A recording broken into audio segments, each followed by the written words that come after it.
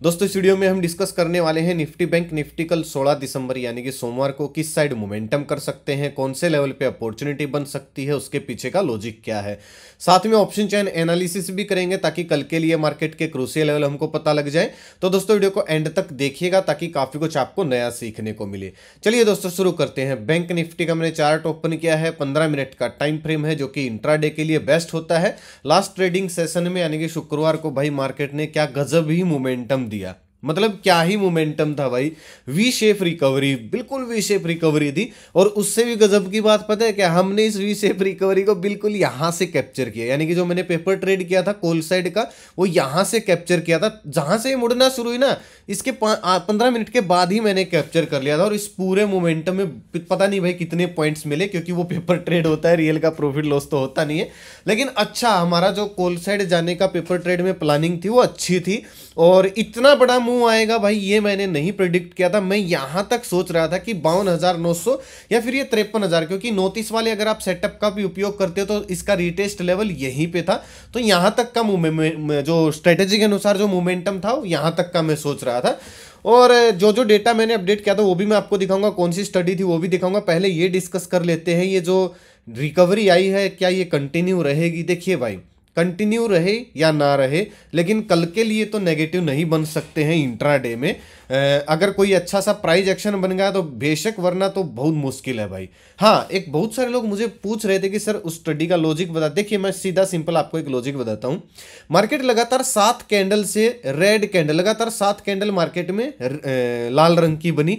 अगर 5 भी बन जाए तो भी बहुत होती है भाई, अगर देखा जाए तो 5 या 6 कैंडल भी बहुत होती है। यहाँ पे 7 कैंडल रेड बनी। अब कहीं ना कहीं तो एक पुल बैक तो आना ही था। मैंने डेटा अपडेट किया था, डेटा ओवरसोल्ड हो गया था, नेगेटिव के साथ ओवरसोल्ड हो गया था। ओवरसोल्ड का क्या मतलब है, सामान अब सस्ता मिलना शुरू हो गया, यानी कि वहां से फिर बाइंग प्रेशर ट्रिगर हो सकता है। ओवरसोल्ड का मतलब ये होता है डेटा ओवरसोल्ड था, दोनों इंडेक्स अपने सपोर्ट जोन पे थे, ये भी मैंने लिखा हुआ था। प्लस आप रिस्क रिवार्ड देखिएगा, लगातार 7-8 कैंडल मार्केट के अंदर रेड बनी है। अब कोई ना कोई पुल बैक आएगा, 2-3 कैंडल तो ग्रीन बनेगी ना भाई, ज्यादा नहीं बनेगी, 2 तो ग्रीन कैंडल बन सकती हैं। वो 2 ग्रीन कैंडल आपको ये बता देंगे कि आपका रिस्क रिवार्ड क्या है। कहने का मतलब है मार्केट गिरी, अब यहां पे हमने मान लीजिए कॉल साइड प्लान किया। अब आपके सामने रिस्क रिवार्ड देखिए कितना बढ़िया है। या तो ये ऐसे का ऐसा रिकवरी करेगा जैसा कि किया है, या फिर अमूमन क्या होता है ये इस तरीके का एक डब्ल्यू पैटर्न बना के रिकवर करता है। अगर ये दोनों सिनेरियो फेल हो जाते तो आपका सिनेरियो, आपका रिस्क रिवार्ड देखिए कितना छोटा आपका स्टॉप लॉस लगा। मतलब आप 500 के 52,500 के आसपास एंट्री कर रहे हो कॉल साइड, और 52,350-400 के आसपास आपका एसएल है। प्रीमियम में आपका एसएल 40 पॉइंट के आस, मतलब 40 पॉइंट भी मुझे ज्यादा लग रहा है, इतना छोटा स्टॉप लॉस। और उसके साथ आपको कितना अच्छा रिस्क रिवार्ड, यानी कि रिवार्ड मिलने के चांस कितने ज्यादा थे, यानी कि कितना बड़ा आपको यहां तक का टारगेट मिल सकता था। यानी कि रिस्क रिवार्ड छोटा था और मार्केट लगातार रेड कैंडल बना रही थी, डेटा ओवरसोल्ड था, दोनों इंडेक्स सपोर्ट पे थे और दिन का लो स्टॉप लॉस था। इस वजह से पोजीशन भाई कॉल साइड जाना ही फायदेमंद था। ठीक है, इतने बड़े मोमेंटम का तो खैर मैंने सोचा नहीं था, फिर भी अगर यहां तक भी हम स्ट्रेटजी प्लान करते हैं तो भी अच्छा हम मोमेंटम कैप्चर कर सकते थे। इसका दूसरा और बेनिफिट मैं आपको बताऊं, अगर मार्केट कंटिन्यू डाउनसाइड होती तो फिर हमको एक स्विंग भी मिल जाता। अगर हमारा एसएल यहां पे हिट होता तो हमको एक प्रॉपर स्विंग मिल गया, इतने ही पॉइंट हम डाउनसाइड फिर से कैप्चर कर सकते थे। बात को समझ रहे हो? लेकिन इसके लिए आपको थोड़ी सी प्रैक्टिस करनी होगी भाई, आपको लगातार वीडियोज देखनी पड़ेंगी, आपको प्रैक्टिस करोगे तब ये चीजें आपको अच्छे से समझ में आएंगी। जो ये कॉल टिप्स के चक्कर में लोग रहते हैं उनको ये चीजें सर के ऊपर से जाएंगे उन लोगों की। ठीक है, बाकी क्या क्या हमने डिस्कस किया था वो देखेंगे। अब देखते हैं ये मोमेंटम कंटिन्यू हो सकता है या नहीं। देखिए मार्केट वहीं पे आ गई है भाई जहां पे लास्ट टाइम, यानी कि ये पिछले 7-8 दिन से मार्केट कंटिन्यू क्लोजिंग दे रही थी। अब जो सपोर्ट एरिया बन गया भाई वो यहां पे बना है, यानी कि 53,200 के आसपास सपोर्ट बना है। यहां पे क्यों बना है, क्योंकि यहां पे ओपनिंग प्राइस था और कहीं ना कहीं काफी दिनों का ब्रेकडाउन लेवल भी यही था। तो सपोर्ट रेजिस्टेंस की स्ट्रेटजी के अनुसार भी जो रेजिस्टेंस अगर ब्रेक हो जाता है, पहले तो ये सपोर्ट था, ब्रेकडाउन हुआ तो ये रेजिस्टेंस बन गया, जब रेजिस्टेंस ब्रेकआउट हुआ तो फिर ये सपोर्ट बन गया। तो फिलहाल के लिए मूविंग एवरेज भी 50 और 200 दिन की यहीं पे है और फिलहाल के लिए सपोर्ट भी यहीं बन गया। बैंक निफ्टी की जो क्लोजिंग आई है 53,883 के आसपास आई है। सिंपल रखिएगा आप एनालिसिस को, आपको ज्यादा टफ नहीं बनाना है इसको। ठीक है, जितना ये इसका बॉक्स का साइज है उतना, यानी कि ऑल टाइम हाई के साइड मार्केट अब बढ़ सकते, उतना ही हम ऊपर टारगेट प्लान करें। हमारे लिए सीधी सी बात है, अगर मार्केट गैप अप खुलती है, नेगेटिव नहीं होना है भाई। कल की मैं आपको कल के लिए बता देता हूं, अगर मार्केट फ्लैट खुलती है, हल्की सी गैप डाउन खुलती है, हल्की सी गैप अप खुलती है, मान लीजिए फ्लैट खुले, हल्की सी गैप अप खुले, हल्की सी गैप डाउन खुले, नेगेटिव एकदम से नहीं बनना है, क्योंकि मार्केट में ये इतना जो बड़ा मोमेंटम आया है, इसके बाद मार्केट एक रेंज में भी फंस सकती है। इस चीज को इग्नोर मत कीजिएगा। और धीरे धीरे धीरे जैसे यहाँ पे नीचे आके ऐसे रेंज में फंसी, टाइम डी के खाती है, कुछ नहीं मिलने वाला है, कहीं से भी बाउंस बैक कर सकती है इतने बड़े मोमेंटम में। तो एकदम से अग्रेसिव अब आपको नेगेटिव नहीं बनना है। अगर बैंक निफ्टी फ्लैट खुलती है, इस लेवल को वापस ब्रेक करती है, इस लेवल से मेरा मतलब है 53,650 या फिर 53,700-800, ये लेवल अगर ब्रेकआउट होना शुरू होते हैं तो फिर से मोमेंटम हमको मिल सकता है। 60-70 पॉइंट का स्टॉप लॉस डाल के 1:2 1:3 टारगेट के लिए मैं कॉल साइड जाना पसंद करूंगा। अगर गैप अप खुलती है तो इंटरेस्टिंग रहेगा, अच्छा सिनेरियो गैप अप में मिल सकता है। मान लीजिए 800 के आसपास गैप अप खुली, तो इतना जो बड़ा मोमेंटम आया, जो लोग BTST ट्रेड लेके गए हैं, यानी कि जो बाय टुडे सेल टुमारो जो BTST लेके गए हैं कॉल साइड का, उनको ओवरनाइट में अच्छा प्रॉफिट मिलेगा, तो वो प्रॉफिट बुक करेंगे। तो हो सकता है वो प्रॉफिट बुक करें और एकदम से मार्केट थोड़ा सा नीचे आ जाए। लेकिन जैसे ही नीचे आके गैप को फिल करके ये कोई पॉजिटिव कैंडल बनाएगी या फिर ये वापस दिन का हाई ब्रेक करेगी, सबसे अच्छी अपॉर्चुनिटी ये मिल सकती है वापस मार्केट में बुलिश होने की, यानी कि मार्केट कहीं से भी फिर रिकवर कर सकती है। गैप भरते ही मार्केट रिकवर कर सकती है। दिन का लो स्टॉप लॉस डाल के मैं कॉल साइड जाना पसंद करूंगा। वहीं 300-400 पॉइंट का मेरा टारगेट रहेगा, 60-70 पॉइंट का बैंक निफ्टी का स्टॉप लॉस रहेगा। एक चीज मैं आपको और बता देता हूं, अगर मार्केट फ्लैट खुल के ये ब्रेक करे, आज का जो क्लोजिंग प्राइस है इसके ऊपर निकले, या फिर गैप डाउन खुल के ये ब्रेक करे, दोनों ही सिनेरियो में मार्केट बुलिश बन सकती है, एक अच्छा मोमेंटम दे सकती है। डाउन साइड की अगर मैं बात करूं, जो एकमात्र मुझे सिनेरियो लग रहा है डाउन साइड आने में, बहुत बड़ा गैप डाउन खुल जाए, सीधा जो सपोर्ट है 53,200 के आसपास गैप डाउन खुले और फिर ये 1.5 घंटे बाद 2 घंटे बाद कंटिन्यू ब्रेकडाउन करके इस तरीके का कोई अगर clear cut price action down side बनाएगी, क्लियर कट प्राइस एक्शन बनता है, तो ही मैं स्विंग के ऊपर स्टॉप लॉस डाल के पुट साइड जाना पसंद करूंगा, वो भी जब डेटा नेगेटिव होगा तब। और अगर डेटा जो भी होगा मैं आपको अपडेट करने की पोस्ट करने की कोशिश करूंगा। अदरवाइज भाई जो लोग यहाँ पे फंसे होंगे ना, उनसे पूछ के देखिएगा, खासकर ऑप्शन सेलर, उनकी क्या हालत हुई होगी जब मार्केट ने वी शेप रिकवरी दिया। एक चीज, जब इतना बड़ा मोमेंटम आता है ना भाई, ये जितनी लाल रंग की कैंडल बनी ना, ये सारी सपोर्ट लेवल है, इस चीज को याद रखेगा। क्योंकि लाल रंग की कैंडल क्यों बनी है, जब जब मार्केट में रेजिस्टेंस आया, लाल रंग की कैंडल बनी, ब्रेकआउट दिया, स्विंग बना, फिर लाल रंग की कैंडल बनी, ब्रेकआउट बना, स्विंग दिया, फिर से स्विंग बना। अब ये जितने भी लाल रंग की कैंडल है, ये बाउंस बैक एरिया है बैंक निफ्टी के लिए और निफ्टी के लिए भी, तो कहीं से भी मार्केट बाउंस बैक कर सकती है। ऐसे सिनेरियो में हम नेगेटिव बन नहीं सकते हैं। एक दिन मार्केट अगर मान लीजिए फ्लैट खुली, नीचे आई, धीरे धीरे धीरे नीचे आ गई, यहाँ पे नेगेटिव क्लोजिंग दे दी, अगले दिन फिर फॉलो थ्रू मिल रहा है, जैसे यहाँ पे नेगेटिव क्लोजिंग दी थी, अगले दिन फॉलो थ्रू मिल गया, तो ऐसे हम अग्रेसिव नेगेटिव जा सकते हैं। अदरवाइज ऐसी मार्केट में हम नेगेटिव नहीं जा सकते हैं भाई, जब तक बड़ा गैप डाउन खुल के कोई प्रॉपर प्राइस एक्शन ना बन जाए। वरना हर सिनेरियो में, हर डीप पे हमको बाइंग सिनेरियो दिख सकता है। अगर फ्लैट खुल के नीचे भी आती है तो कहीं ना कहीं 53,400-500 के आसपास कोई पॉजिटिव कैंडल बना दे, यहाँ से भी रिकवर कर सकती है मार्केट, या 53,200 के आसपास से भी मार्केट रिकवर कर सकती है। फ्लैट खुले, मान लीजिए फ्लैट खुले, हल्की सी गैप अप खुले, हल्की सी गैप डाउन खुले, हर डीप पे आपको कोई बुलिश कैंडल बनते ही अपॉर्चुनिटी बाइंग की ढूंढनी है। सेलिंग की मैं यहाँ पे तब ढूंढूंगा जब यहाँ गैप डाउन खुल के और कोई नेगेटिव प्राइस एक्शन बन जाता है तब। बाकी डेटा जो भी होगा मैं आपको अपडेट करने की कोशिश करूंगा पूरी। जिस तरीके का भाई चार्ट बना उस तरीके की, तो सिंपल यही एनालिसिस है। हर डीप पे कोई बुलिश कैंडल बने तो मैं सोचूंगा कि मार्केट वहां से बाउंस बैक करे, ठीक है। अब निफ्टी को देखिएगा, ऐसी निफ्टी ने भाई फुल टॉस, मतलब लोगों को देखिए इतना बड़ा मोमेंटम आया। बहुत सारे लोग बोलते इतना बड़ा मोमेंटम आया सर, छोड़ दिया, इतने पॉइंट मिलते पुट साइड। भाई उन लोगों से पूछेगा जिन्होंने इसको कैप्चर किया है, ऐसे मोमेंटम कैप्चर नहीं होते। सीधी खड़ी खड़ी जब मार्केट गिरती है तो फिर वो किसी फायदे की नहीं होती है। यहाँ पे मैंने आपको वीडियो के स्टार्टिंग में लॉजिक बता दिया कि हम बुलिश क्यों बने थे, क्योंकि यहाँ पे हमारे पास डब्ल्यू पैटर्न बनने की भी अपॉर्चुनिटी थी, स्टॉप लॉस भी छोटा था। अब आपसे मैं पूछता हूँ, अगर आप दिन के लो ब्रेकडाउन पे ट्रेड करते हो तो आपका स्टॉप लॉस क्या होगा? भाई दिन का हाई ही आप स्टॉप लॉस डाल सकते हो। दिन का हाई बनता है आपको 150-200 पॉइंट का निफ्टी में, आप क्या मतलब चकरा जाएगा भाई, गोबरी निकल जाएगी इतना बड़ा स्टॉप लॉस देने में। तो कोई रिस्क रिवार्ड रेशियो नहीं बनता है, कोई प्राइस एक्शन नहीं बनता, तो ऐसी मार्केट को हमेशा इग्नोर कीजिएगा। आगे के लिए भी मैं बोल रहा हूँ, और मैं आपको हमेशा बोलता हूँ मार्केट आपको मौके जरूर देगी भाई, इंतजार कीजिए। यहाँ पे मौका मिला आपको तो मौके मार्केट देती है, खड़ी खड़ी भागती है, खड़ी खड़ी गिरती है, बिना बात के हाथ नहीं जलाने चाहिए, मैं तो आपको बस यही कहूँगा। अब निफ्टी अपने रेजिस्टेंस लेवल के आसपास है, जो हमारा काफ़ी टाइम से रेजिस्टेंस था, टारगेट भी था पहला 24,800। पहले हम ये देख लेते हैं हमने क्या क्या डिस्कस किया था।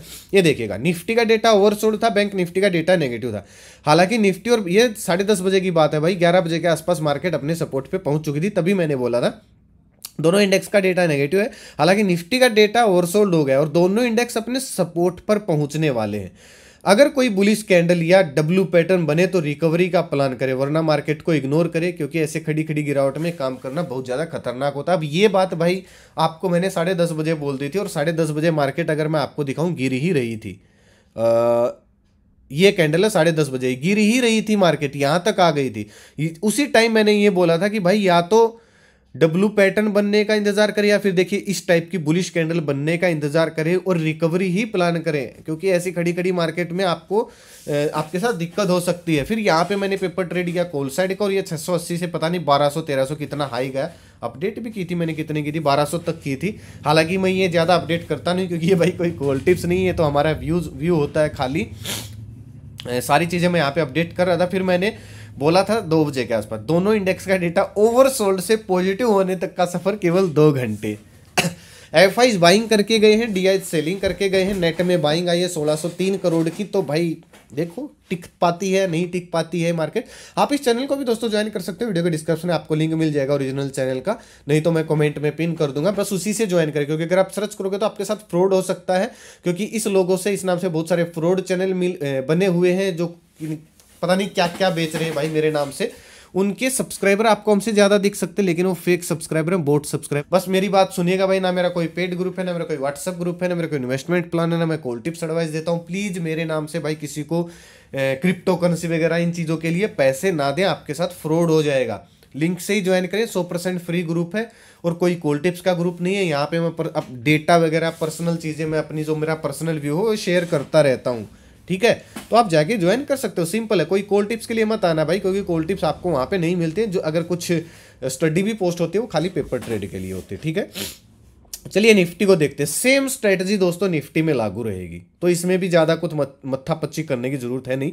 अब आप निफ्टी में सपोर्ट देखिएगा, एक सपोर्ट तो ये है जो बहुत दिनों बाद रेंज का ब्रेकआउट आया, जो कि 700 के आसपास है, क्लोजिंग आई है 768 पे। तो अगर निफ्टी फ्लैट खुले, गैप डाउन खुले और 800 के ऊपर अगर निकल के कोई प्राइस एक्शन बनाती है, तो पहला मेरा टारगेट भाई 25,000 का है, जो कि काफ़ी टाइम से है, जब से साइडवेज रेंज चल रही है। 20-30 पॉइंट का सेल डाल के मैं कॉल साइड जाना पसंद करूंगा।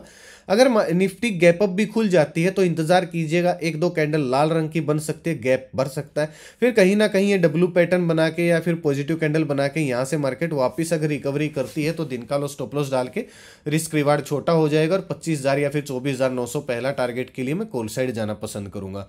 रही बात दोस्तों डाउन साइड की, तो भाई जब तक ये वाला जो लेवल है मूविंग एवरेज, और ये लेवल है 24,540 से लेके 600 के आसपास, गैप डाउन खुले बहुत बड़ा गैप डाउन खुल के, और कंटिन्यू प्राइस एक्शन बनाए 500 के नीचे या फिर 600 के नीचे, कोई ऐसा अगर प्राइस एक्शन बनता है तो ही नेगेटिव हुआ जा सकता है, अदरवाइज नेगेटिव नहीं हुआ जा सकता। और क्योंकि ये लेवल काफ़ी दूर है, तो इसको हम लाइव मार्केट में, अगर ऐसी घटना घटती है तो भाई हम लाइव मार्केट में इसके बारे में डिस्कस कर लेंगे। मैं अपडेट करने की कोशिश करूंगा आपको, जो इंपॉर्टेंट लेवल है, सपोर्ट रेजिस्टेंस वगैरह, ठीक है, डेटा होगा वो भी अपडेट करने की कोशिश करूंगा।